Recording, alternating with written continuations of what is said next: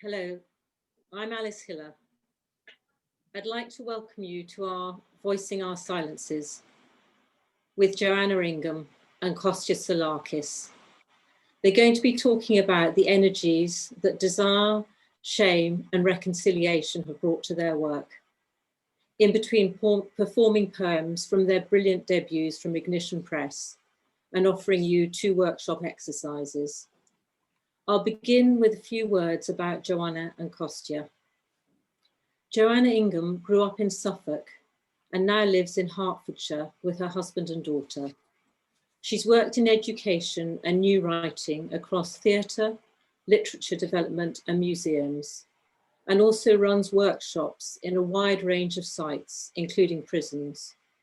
Alongside this, her own wonderful work has been widely published and honoured in numerous competitions, most recently winning the Paper Swans Single Poem Prize for 2020.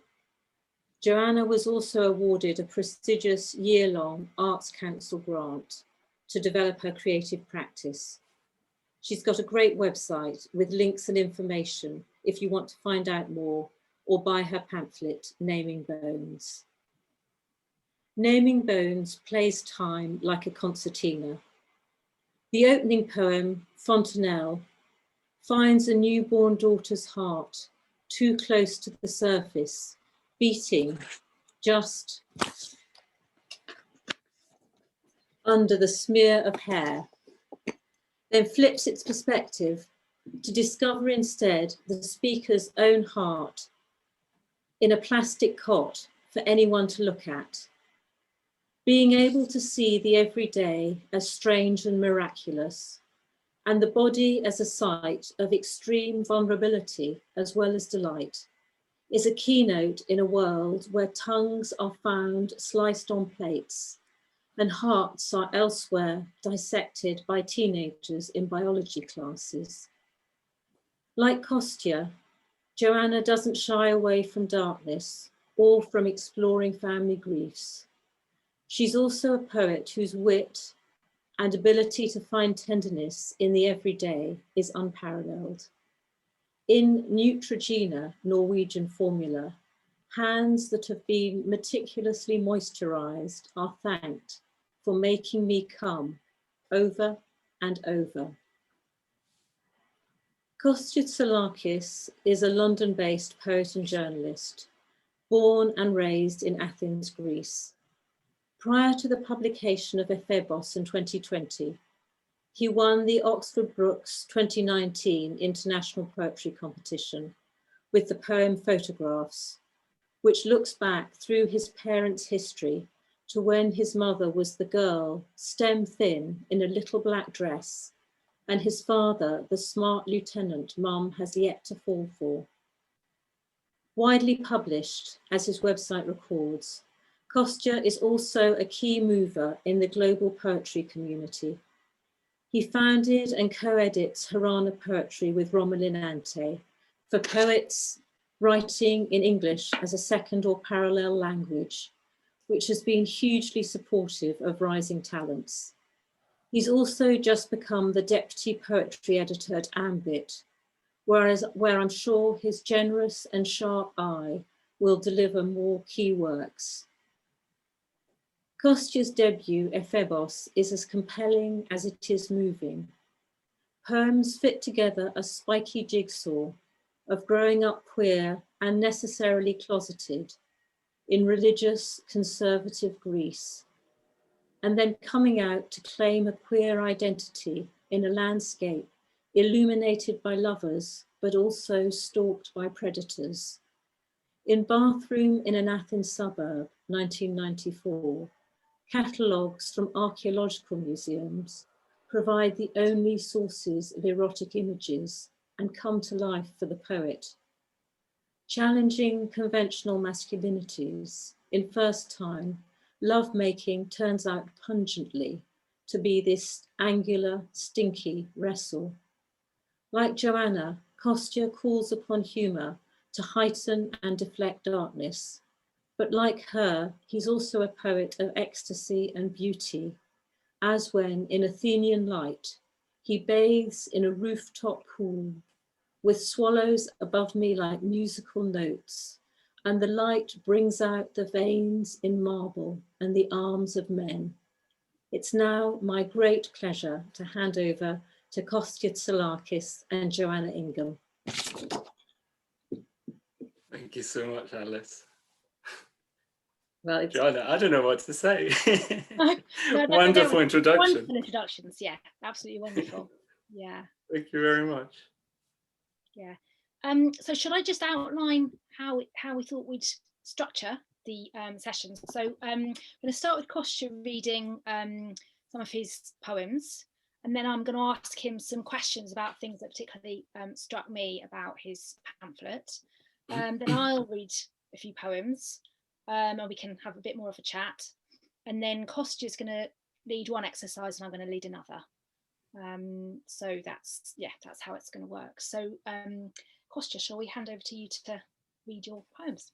Yes, thank you, Joanna. Well, it's been a few weeks since I last read, so I said my voice feels a bit groggy still, but I'll do my best. So I'll start with one of the poems that Alice mentioned in her introduction from the very opener of Ephibos. Bathroom in an Athens suburb, 1994. All I have are catalogues from archaeological museums, page after page of glossy athletes, gods and heroes in bronze or marble, some missing limbs, noses, heads, others full-bodied. At first, I'm happy to look, flick through their fractured perfections. Soon, growing bolder, I will them off their pedestals, let them stretch after millennia of holding celebrated poses, grant them hearts, a pulse, sinew, and permeable skin. Grateful they let me touch them. Trembling, I examine the scars dug by the ploughs of farmers and fishermen's anchors. I close my eyes, smell the earth that clings to the tangled hair of those found in muddy fields, the hint of iodine in the sweat of those raised from ancient shipwrecks. Ignore the ochre scent of my mother's cosmetics on the wicker shelf. No one will knock and ask what I'm doing locked behind this door. I don't want to come out, though as summer nears, it gets harder and harder to breathe. Next, I'm going to read another poem that Alice mentioned, and this is only the second ever reading of this poem, so I'm looking forward to sharing it with you. First time. I wear the blue Versace polo shirt, one size too big, my mother bought me. We meet in Theseo, sit outside a bar by the temple of Hephaestus. He looks different from the pic he sent, bolder, heavier, but he has a smooth voice, the kind they use in milk or yogurt adverts. I lie about my age. I have a Moscow mule in a coral bottle. He drinks something in a heavy-bottomed glass. We talk about our summer plans. A taxi takes us to a place north of Omonia Square. In the dark hotel reception, he pays 5,000 drachmas, a blue note. I don't contribute.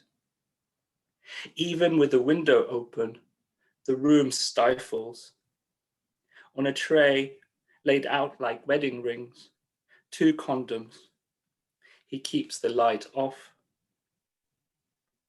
I'd expected lovemaking to be a soft, easy affair, a seaside room, the scent of lemons, lapping waves. Instead, this angular, stinky wrestle, and his voice Turning childish, he calls me baby as we soak the bed linen. We dress in the dark. We don't kiss goodnight. If there was blood on the sheet, it isn't the sort tradition likes, presented from a balcony. So quite a few of the poems, maybe half of the poems, are about sort of right before, quarter of the poems, right? Are sort of right before I came to England in 1999. So here's one that describes where I was mentally, physically, right before I came to England that year. Sorry.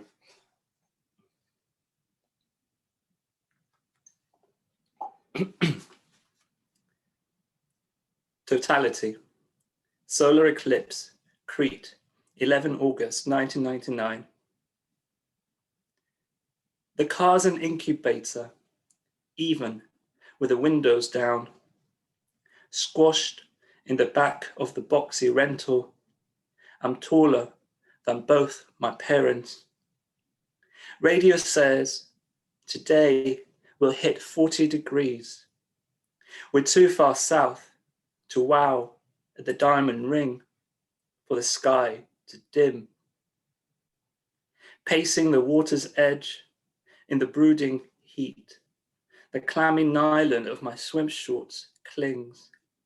I kick and kick the breathless sea. Next month, I can learn to drive, buy alcohol, gamble. Next month, I'll find my cool release in the shadows of England's parks. Next month. And the last poem I'm going to read for this moment is one about a young lad that died, that killed himself. That's what we think, a few years ago in Greece, in a case that shocked the country, but also brought created discussions over toxic masculinity in Greece, and it's something that has really stayed with me, really hit me hard at the time. The case of Vangelis Yakumakis after Cavafy. In this muddy ditch, overlooked by naked branches, lies the decomposing body of Vangelis, a Cretan. He studied at the Dairy Academy nearby. Missing for 37 days, he was cited all over Greece at once. The press described him as sensitive, a loner. Bullies slapped him while he ate. When he showered, they turned the water off. Someone kicked him down a flight of stairs. Someone locked him in a closet, made him sing for hours. Then the video, 6 sniggering guys piling on top of him. Thousands heard Vangelis beg, "Please stop, you're hurting me." His voice smaller than an olive. All this was recorded. So was the knife found at his side. What's lost are his features, the smooth flesh on his cheek, where his mother would kiss him goodbye. Thank you.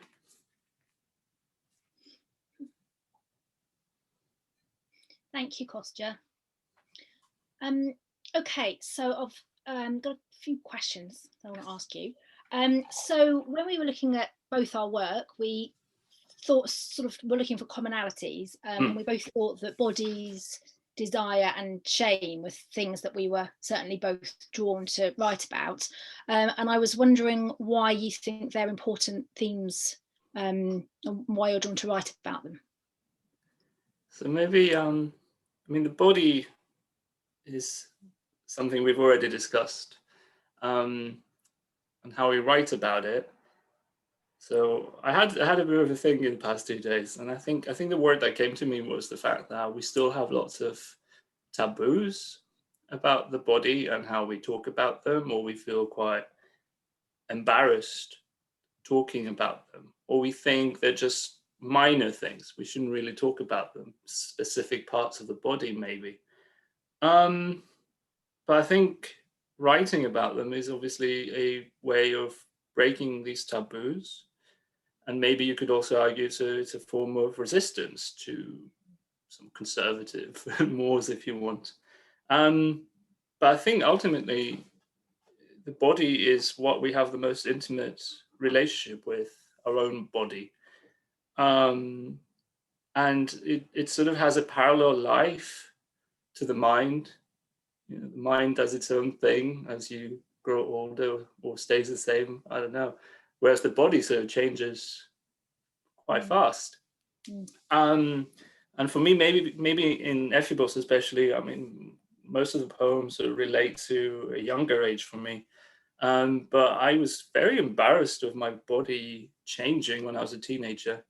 I think, if I think about it, I think it's because I grew up in a family where I was raised mostly by women. And for some reason, the moment that my body started changing from a boy's to more of a man's, I kind of felt embarrassed that I was turning into a man, I think.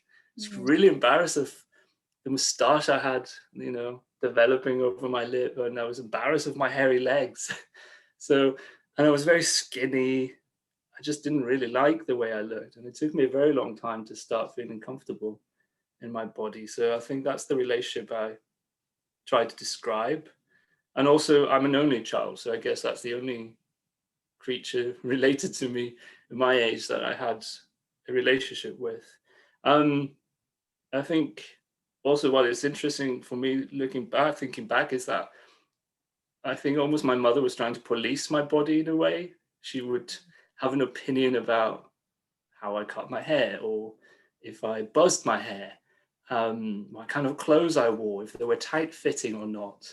And interestingly, it always sort of kind of related a little bit to what she regarded as an outward gay man's appearance. And so she had this thing about me wearing tight t-shirts, which is interesting. And thinking back, that's something that really strikes me, the fact that she had this thing about clothes and how I wore them. So yeah, I think that's a few reasons why I'm really attracted to writing about the body. Yeah, that definitely resonates with me as well. I think that the defiance, and also my upbringing was certainly, let's just you know, keep everything nice, everything very pleasant, and let's not talk about anything that isn't nice and pleasant. And I think I'm often drawn to writing about things I would actually find it very hard to say. And yeah, I'm certainly very much more comfortable with people I don't know reading my poems than people I do know. I find that much harder, which is interesting. And I guess, something about that embarrassment or shyness about things but I want to say it in a poem. On that issue, has your family read your poems? Do you share them with your family, or is it something? Because I have not come out to my parents. I haven't told my parents. My parents don't know about my book, so I'm curious. Yeah. Yes. I kind of, I sort of didn't give them a copy, so they ended up buying it on the website. Oops. Quite entrepreneurial, but yes, I kind of, I know that they've read it, but I sort of prefer to put that to one side in my mind and think. So I know they've read it, but I sort of make myself forget it. And some of my friends are like, "Wow, okay, we really know you really well now." But yeah, it's I guess we've got the choice, haven't we, just to keep our poems on our computers or on our notebooks, but yet we're trying to get them published. So, you know, I think you have to be ready. And there's obviously that other side of us that is the more defiant side and wants to take up the space and say these things and think it's important, as you say, that actually that we get that out there, and that they are valid things to be writing about. So exactly, that's the word. Yeah, completely valid. Yeah. Something that came across when I was rereading the pamphlet recently was about the tenderness that you show towards. There's a lot of damaged bodies. So you've got the bodies of the Greek statues being that they've been damaged by the plough and the anchors, and then there's your kind of parents in old photographs, and now they've kind of aged and changed, and the saints that you kind of talk about drawing all their horrible gory ways they were killed. And in your poem Nobody, about a rape, the narrator there, that kind of damaged body, and you show so much tenderness to it. And so I was interested about that kind of the poetry as a process of reconciliation and reclamation as well, of those bodies, and that you're somehow giving those damaged bodies some kind of I don't know, almost like a perfection or redemption through the way you write about them. And also obviously the Vangelis, Yakomakis, who you wrote about, you write about his body, and that the way it ends so beautifully with his mother kissing his cheek, and it's like you're trying to restore him to himself somehow. I think it's very moving. Thank you. I would say reclamation is a very good word to use. Definitely, I think part of my writing is an act of reclamation, an act of reconciliation. I wouldn't say closure. I know there's always this debate about, oh, do we write poetry and is it an act of closure? I wouldn't say that. I'm still bothered by things that I describe in many of my poems. They still hurt, lots of them. I don't expect them to ever feel like, that's it, and I've wrapped up, my emotions are aside just because I wrote these poems. But I think they allow me, putting things on the page, maybe give me a perspective, another perspective, and a new understanding of the impact of these events or these things that have happened, or even the passage of time, which is something that I really think about a lot. I think for me, coming from a very conservative society, I mean, there are very liberal aspects of Greek society, certainly, but I mean, overall, it tends to be more conservative than liberal. I think it's important for me not to shy away from certain topics. And I have I feel like living in England, writing in English offers me this freedom to do this with less fear. Whereas I read Greek poetry, contemporary poetry, and many of the things I address don't really seem to appear at all in Greek poetry, at least the work I've read. But I think mostly I wish to express empathy towards the suffering of some people whose stories maybe struck me or have stayed with me. I think of Vangelis' story always. I think of Zach Kostopoulos, who is in another poem of mine, constantly. I had a question in my head: am I allowed to write about someone else's suffering? I gave myself permission in the end, because I realized, I didn't think, that Vangelis could have been me. Zach could have been me. What really strikes me is that, the story of Zach Kostopoulos, who was beaten to death on the 21st of September 2018, wasn't it?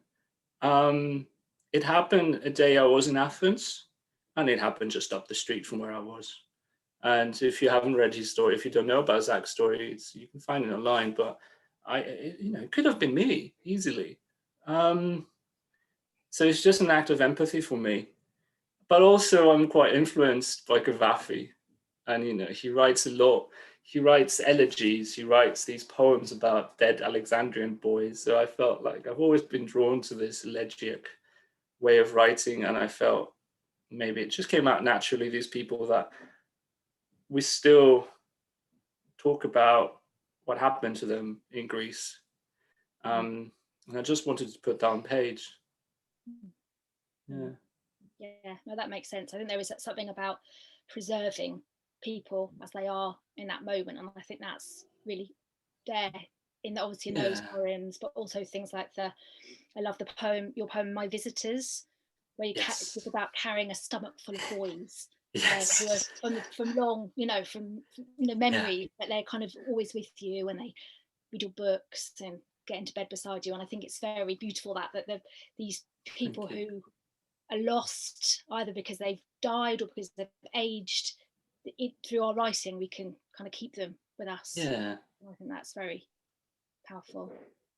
It's I think we were talking about this and you used the word ephemeral, which is a really lovely word.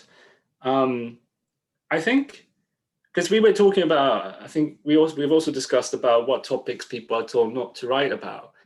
I mean, it's only been about 5-6 years since we got a, shall we call it, renaissance, or like so many more queer writers writing poetry and being published and being, you know, sort of celebrated and loved and admired. But it hasn't been a very long time that we've seen this in the UK to such an extent. I mean, of course, you know, there have been queer poets beforehand, but I mean, it's almost like a boom. But for me, it's on the back of that, I also felt, you know, time was for me to sort of celebrate these ephemeral relationships, if you would. Because I have a story to tell. As somebody who grew up feeling I had to shut up and not express myself, I now don't care. I really want to tell my story. And even if that includes, in some poems, you know, just one night stands, you know, but that doesn't mean that these meetings didn't have any tenderness in them. I think for me, it's a bit of a lament. Jeffrey will relate to that because I know Jeffrey writes about this as well. But the loss of, you know, worlds you have lived in. So sometimes I stay up at night because I think about being 20, 21 and going out to these gay clubs, which no longer exist, and think that the passage of time really sort of strikes me. It's brutal how quickly time passes. And for me to write about these experiences is one way of handling this, because it can feel brutal. And also, so many of the places that I used to go out to, bars, to clubs, they no longer exist. And I'm sad about that. But at the same time, I'm moving on with my life. I'm doing different things. So my way of celebrating them is putting them into poems. Yeah. No, that's great. Yeah, I think that issue of things you've been told not to write about sort of struck me, partly because Kim Moore on Twitter started a thread about, are there things you've been told not to write about? And there seem to be a lot of women answering and saying lots of there's, you know, even though, you know, there's been feminism for so long and women writing explicit poems, or, you know, there's still this kind of a lot of things which women have been told not to write about, like kind of living things and birth and women's bodies. And yeah, I had. So Joanna, we lost your sound. Oh, yes. You still hear me? Yes, now I can. Now we can, yeah. So, you know, yeah, editors saying, oh, well, can we just cut the line about the cervix? Or I don't think we really want to know about your nipples. It's like, well, I'm keeping them in. Yeah. You know, and I just went and got it published somewhere else. So I think it's interesting that, as you say, it's, you know, these things shouldn't be that novel. You know, people have been writing about things for a long time, but it's like you can't give up on saying them if you want to say, you know. Totally. I think that's very interesting. I mean, you know, I have been worried at times, you know, that something I put in a poem, maybe people might actually find not really like it. I mean, I've got a poem where I mention lube grease sofa beds, you know. I shared that in a workshop and somebody was looking a little bit disgusted by that, but, you know, that's just that one person. You know, I think there's been other people have said, I don't know, if you write too much about cocks, you know, nobody wants that. Well, that's bullshit. Pardon my language. But I've been quite lucky. I haven't really had anybody explicitly tell me that I shouldn't be writing about this or that. The only thing I have encountered is when I've been told, oh, you know, to translate the few Greek that I have in my poems, which is something even I myself debate in my head. Should I translate my Greek or should I not? So that's really the only thing that I've been told by people. I think going back a little bit to what I said earlier, it's about giving myself permission to write about things. and also not to try and second guess what people will want to read, and just sort of write what I'm enjoying, what I feel is important to me. And I'm going through this thinking now because I'm writing my collection slowly, moving a little bit from family, my place in my family, and kind of expanding a little bit the theme of Greekness. How do I fit within Greekness? You know, what is Greekness? You know, even that question. And sometimes, you know, I've started writing a few poems and I'm thinking, oh, I don't think anybody wants to read about me going to the Greek section of a cemetery in West Norwood and what I think about that. That's what my mind is telling me, the inner saboteur, to quote RuPaul.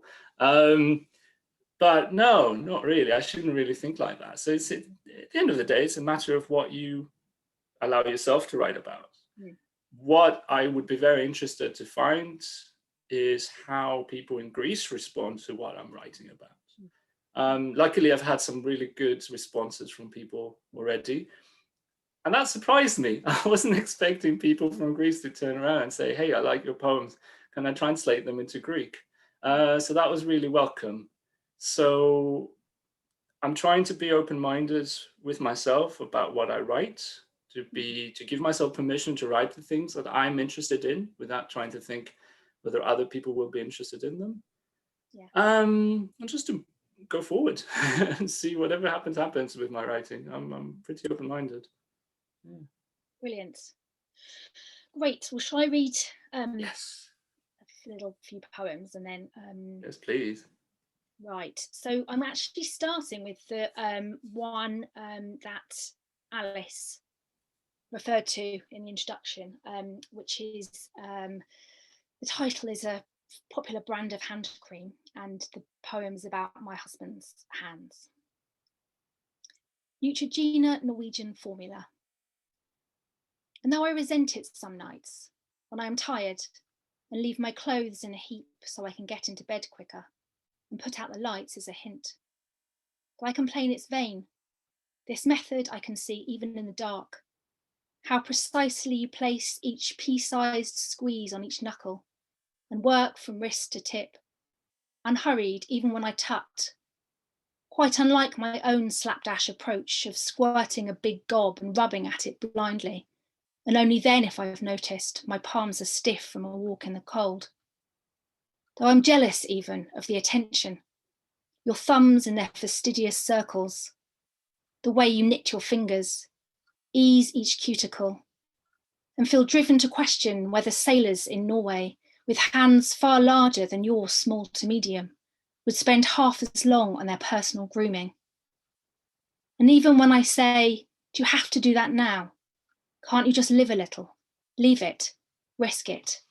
I am grateful. Let me say this here, if nowhere else. I forgive you. Meticulous man, I have watched you at your rituals 20 years.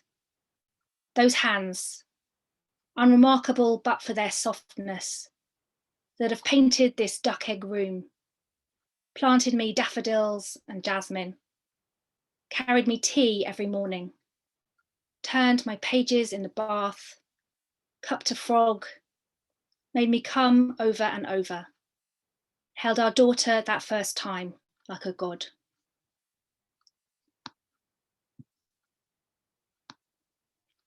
Okay, the next one is called Always, which is a brand name, as I'm sure lots of you will know. And I grew up by the seaside, so this kind of refers to that. Always. It was the jetsam I dreaded on walks along the beach, litter picks with guides, barbecues at the hut, those tattered white pads at the tide line, snagged in weed and nylon. We kept ours tucked in special pockets in the corner of the drawer, and here they were in full view like open crotches.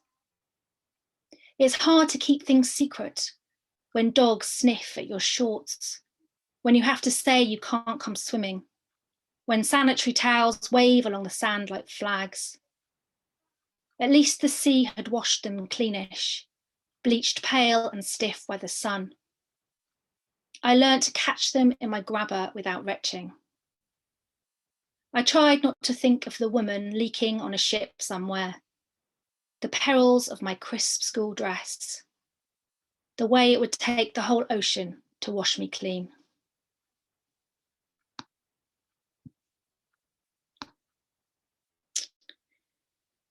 Okay, this one isn't from my pamphlet, but was published in Lighthouse last year, and it should probably come with a bit of a content warning about, well, should we say, unwanted sexual attention.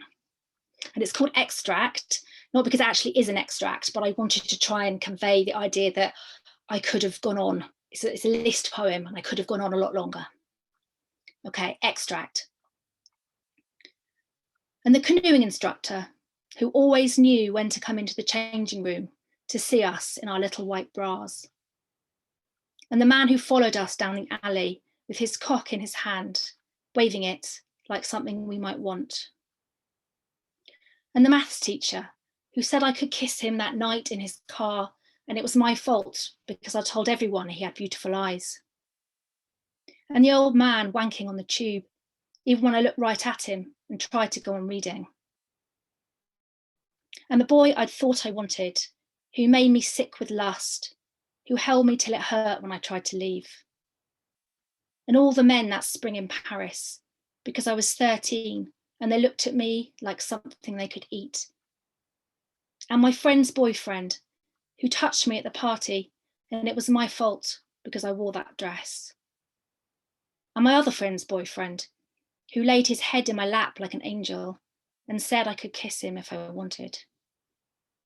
And the boy who pulled me towards him off the table, so my thighs had to fit around his hips.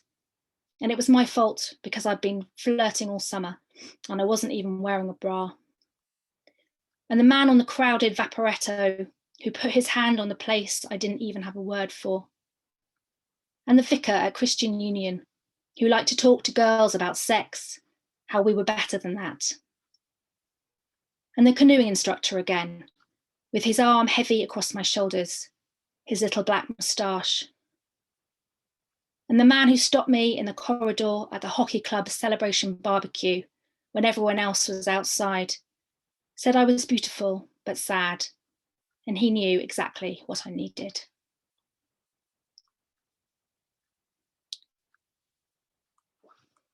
Okay, and the last one is a slightly more positive one, and this is from my pamphlet.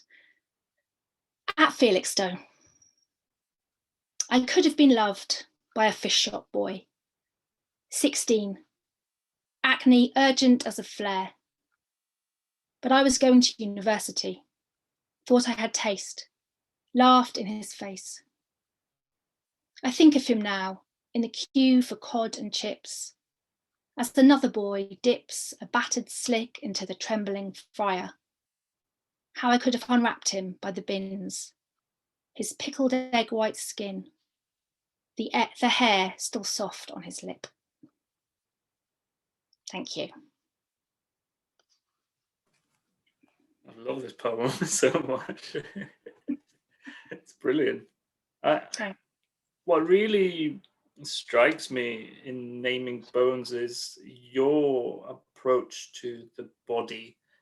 I just love this contrast between the way that you look at the body as something literal that functions, that needs to be moisturized, or is dissected or is eaten. Strike all these images as well of plane crashes and what they would do to the body. A body being unwrapped from a tree. Is I find that really fascinating, but also at the same time the ability of the body to sully things, to sully both in a literal way, like a crisp dress, for example, but also something that sullies behavior or the mind, and if you sully, but you shouldn't, because you're better than that, as you just read. And I find that very interesting. At the same time, you start the pamphlet with another creature born of you, which is your flesh and blood, and suddenly you've got this other body which is related to you. And I'm wondering, this writing approach, the fact that you're writing this on this theme, when did it start? Is it something that predates maybe having your daughter, or is it something that you've always been interested in? Because I love the story. I love all these sort of adolescent stories as well, and how you bring them into the ongoing relationship as well with your partner and your daughter, who bookends the pamphlet. So yeah, what's been your path in this theme? Yeah, I think it's just something I've been interested in, and it, I don't know, it sort of came as an accident, because I sometimes think you don't even know quite what you do write about, and sometimes you know, when magazines or something ask for poems on a particular theme. In fact, that might have been how I first, I think it was the Fenland Read, and they asked for one was about food, I think. So I was like, right, okay, I'll submit some stuff about food. Not a single poem about food. And then there was one about the body, and it was like, oh, okay, which of these 40 poems shall I choose to submit? So I think it's sort of just something which is interesting. And I suppose I am interested in the body being this, I mean, it's very, I think the word sullied is very interesting, but the word being this kind of what, the body being kind of wild and sort of messy, and it makes you do things you don't really mean to do, and scary because it's so vulnerable. And obviously the whole experience of motherhood and birth and everything really brings home like how much of an animal we are, really, which I think you can easily forget, because when you're trying to be just kind of nice and civilized, and I think all of that is, yeah, just really interesting. And that the way that then, how do you then put that into words, and particularly poetry, because it's this kind of tight little precise thing you're trying to create out of all this big messy, yeah, uncontrollable fleshy stuff. And I think that interests me. And I think because I think you mentioned about that kind of this, that I'm interested in kind of science and actually naming parts of the body and everything, and that is going to be even more so in my second pamphlet with the Emma Press, which is all about the experience of having an ovarian cyst.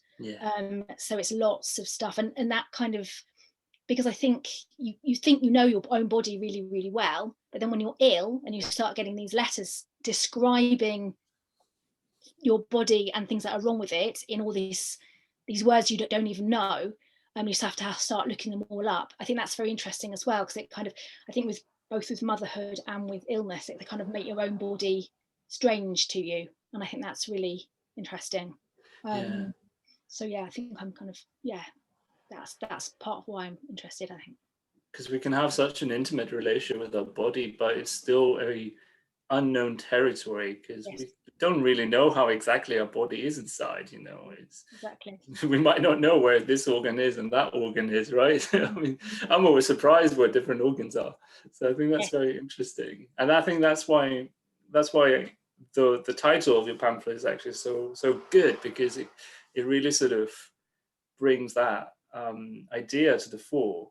And you don't just name, even sort of naming a child, if you think about it, is, you know, child is bones, you know, you give it a name, you are literally also naming bones in that case. But I just love how it starts with the poem about your daughter, and because suddenly you've got your own body you worry about, but also you end up having, you know, dealing with another body that you need to look after. And I think that's why I think it's really lovely how you bookended with the two poems that you bookended with, from a baby to a daughter you interact, you do something with in the park, and you look close at the anatomy of back to the anatomy of the plants, which I think is great. I love that. Yeah, no, I do write a lot about her, and there's some about her in the new pamphlet as well. Although she's 9 now, and she's banned me from mentioning her naked anymore.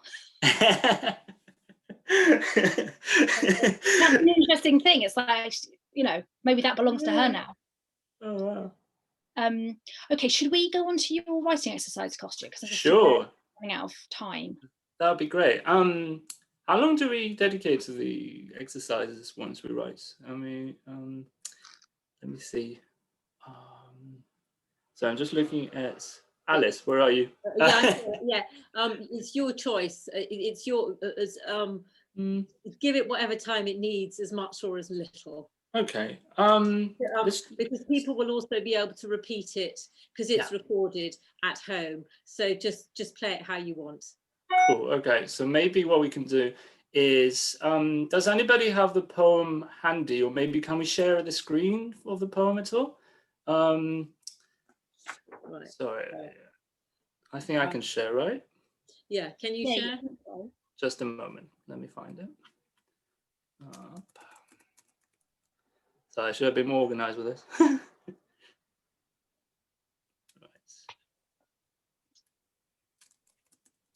Apologies, just a minute. So I think it'd be nice if we have it in front of us as well. Right.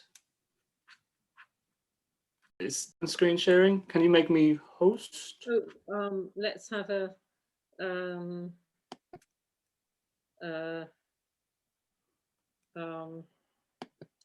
how I'll just pause. Brilliant. Right. Does anybody else would like to read this? Actually, if nobody wants to. yes. Please go ahead. So let me see. So it comes to rest, the title, yes? Yeah. Comes to rest. It must have been 1 o'clock at night or 1:30. A corner in the wine shop behind the wooden partition, except for the two of us, the place completely empty. An oil lamp barely gave it light. The waiter, on duty all day, was sleeping by the door. No one could see us, but anyway, we are already so aroused we become incapable of caution.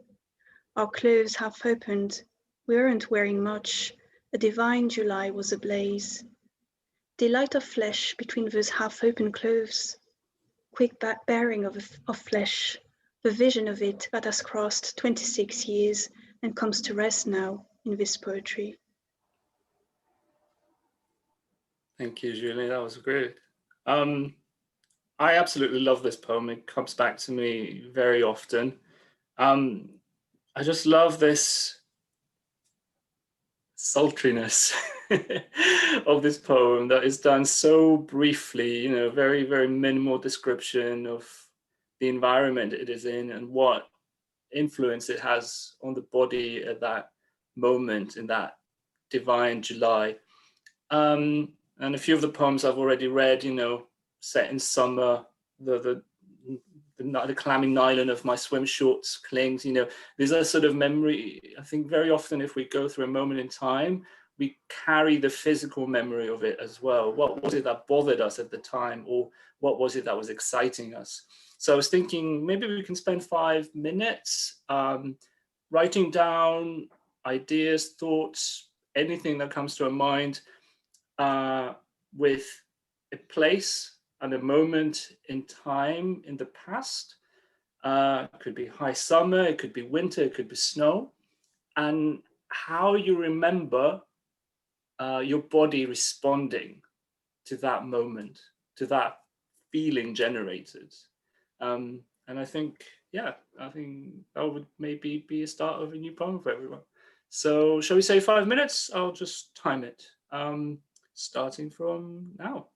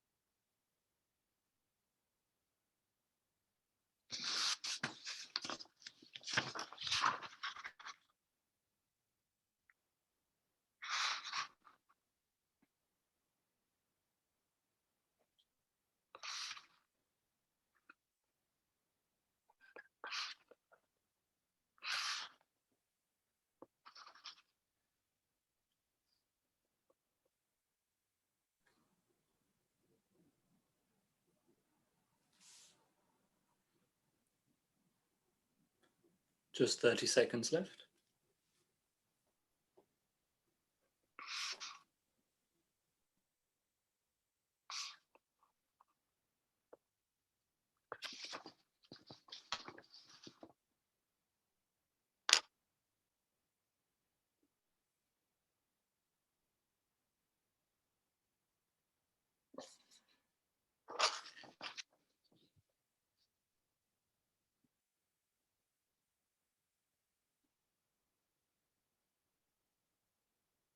And our 5 minutes are up. How did you find this?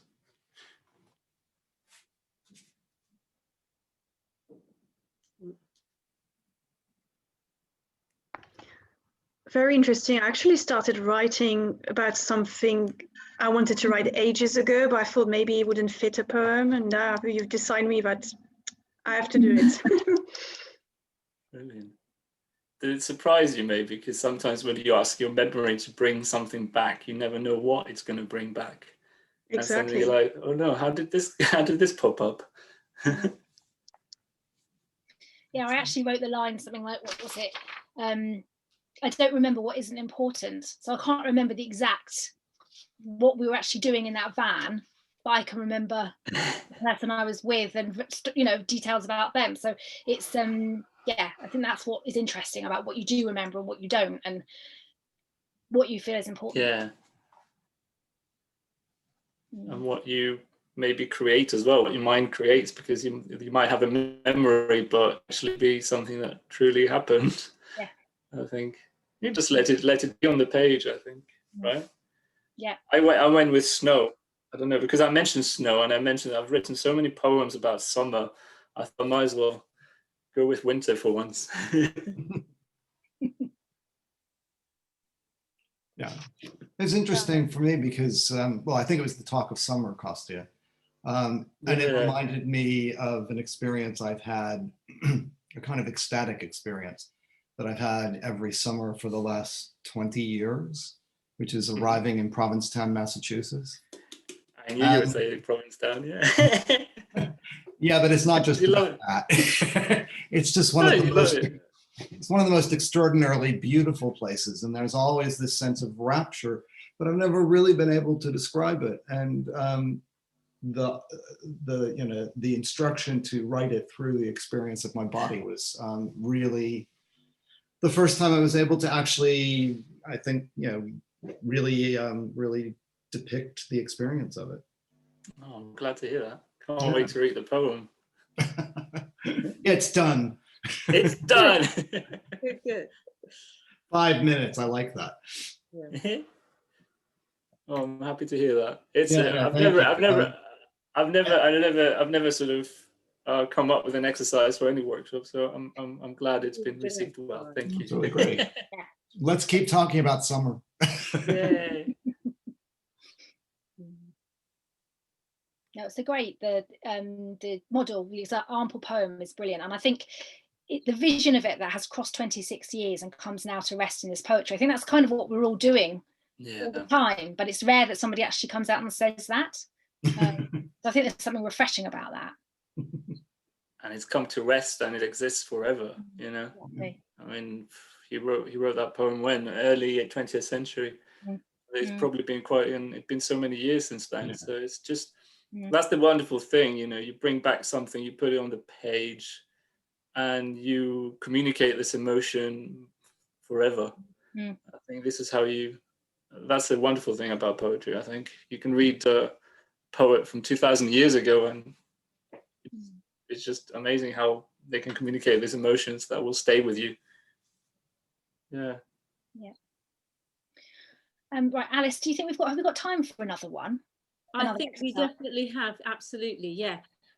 Because people can stop watching when they want to, and I think that was a fantastic exercise, and it would be really balancing to have an exercise out of your work as well.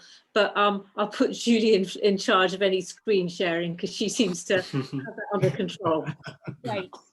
I was not intending to do anything technical at all, so that's good.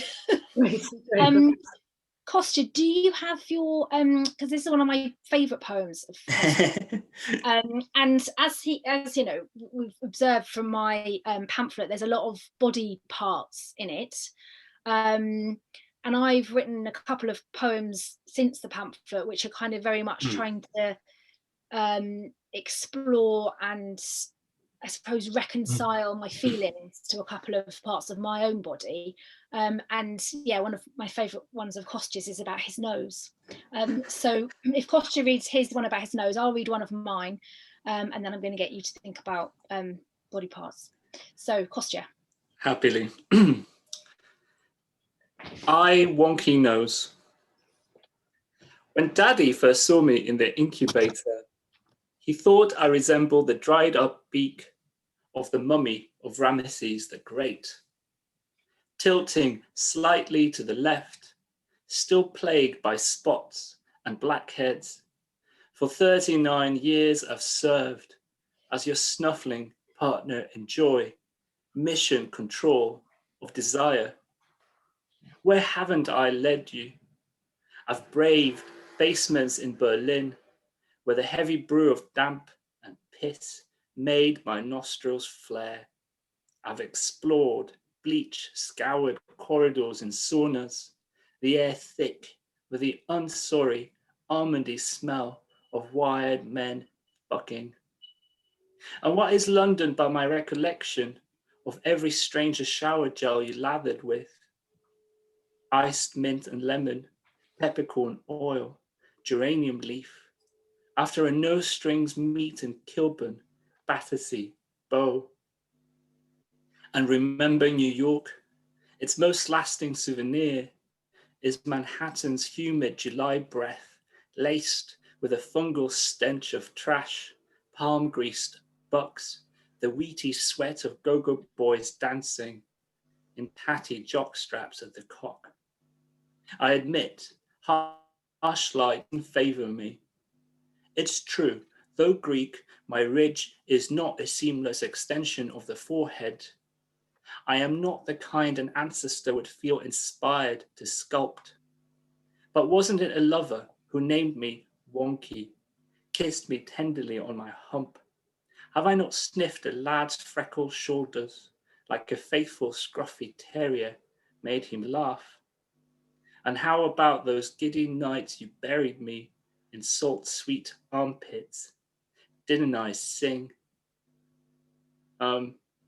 This poem better get published soon because I've changed my age in it 3 times. So started 37, went 38, now it's 39. So I don't want it to be 40. Come on. Thank you for listening, my wonky nose. Thank you, Kostya. Okay, I'm going to read mine, and I think this one is probably going to go in my new pamphlet. So it's called To My Belly. I have decided at last to forgive you. After this third hurt, third slice from hip to hip, third cut through muscle and fat, I call a truce. It's hard not to bear a grudge for the pool parties I couldn't go to, the shame of jeans and tights, the time I saw you in the mirror and vowed I'd never undress for anyone until you'd gone. The days I only ate soup, yet you went on brazen, sticking out. You've never seen the sun, not a single ray.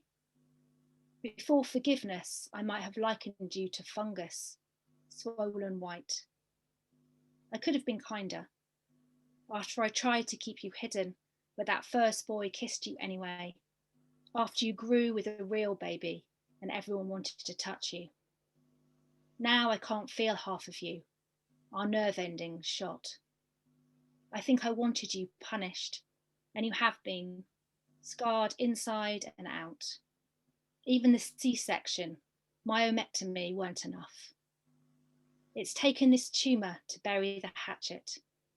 I can't get off the bed without holding you closed. My husband washes you, tender, healing. I have decided to let you be mine.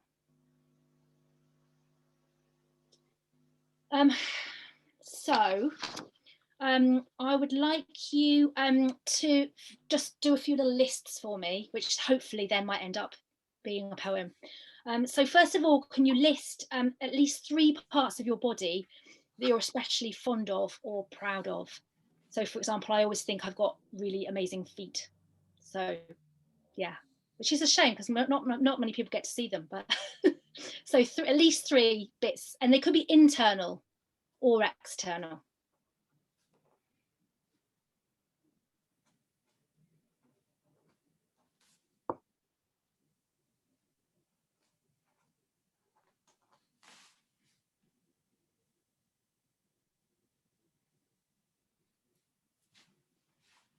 Okay, and now can you list at least 3 parts which you have a slightly more complex or ambivalent or possibly even negative relationship to or with? Again, they could be internal aspects of your body, internal body parts, or external.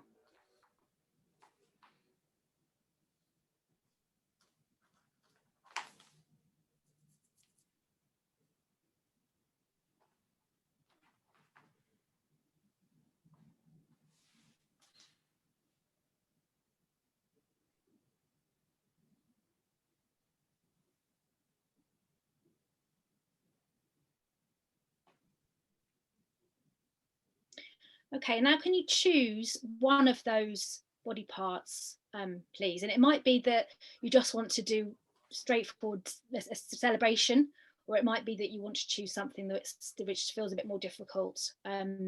It's up to you.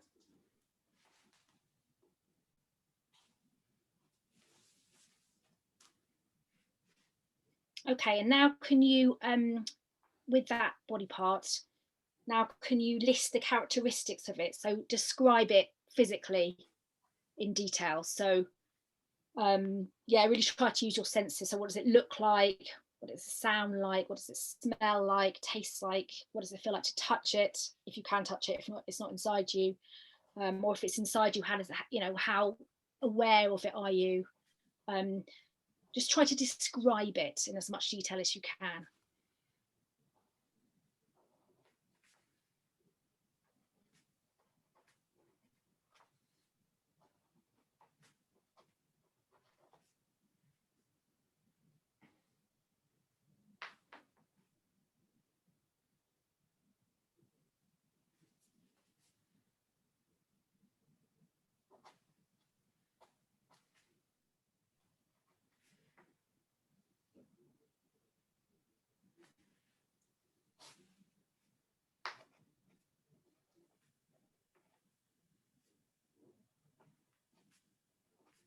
And if any similes or metaphors spring to mind for things, then don't shy away from those, because you know, a lot of odes and poems of celebration really go for it with the similes and metaphors.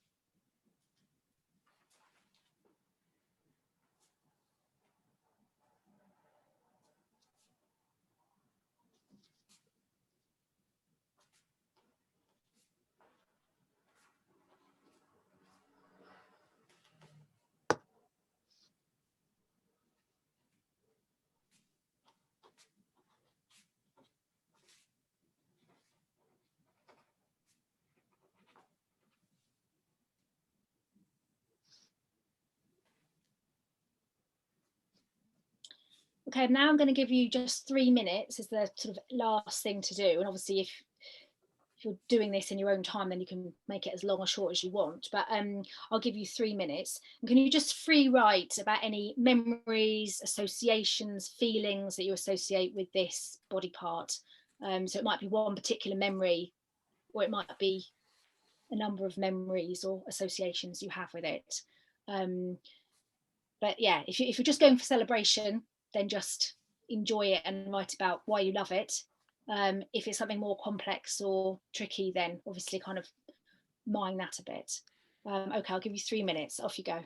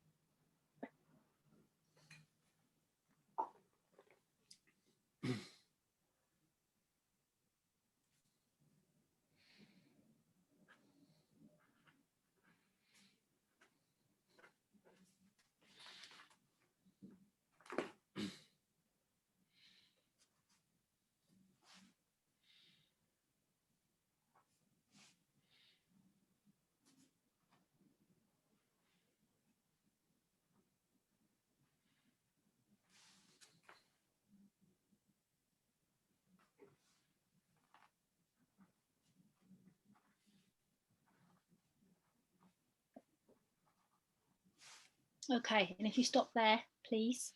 Well, hopefully there might be a little seed of something that's worth working on in there. Would anyone be up for telling us which body part they wrote about, or how they found it, or?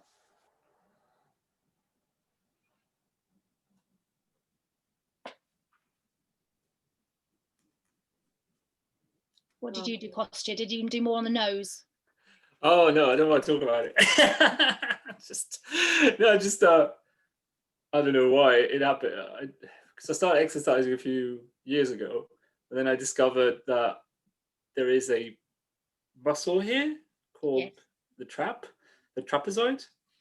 I just found it very weird that I was in the changing room at some point, and there was this guy, and he just turned around, and because I was changing, and he said, "Good traps, mate," and I had no idea what he was talking about. And I think all this about naming body parts that we've been going through, it just got to my mind, and I've been thinking about it. Yeah, so that was quite a surprise, and it's also because I kind of like thought, oh, that guy is a straight guy, and I was sort of surprised to have a straight guy give me a compliment about something on my body. So I found that it's just something that stuck with me. Yeah, no, there's definitely a poem there. Definitely. Maybe a short poem. Good. Anyone else?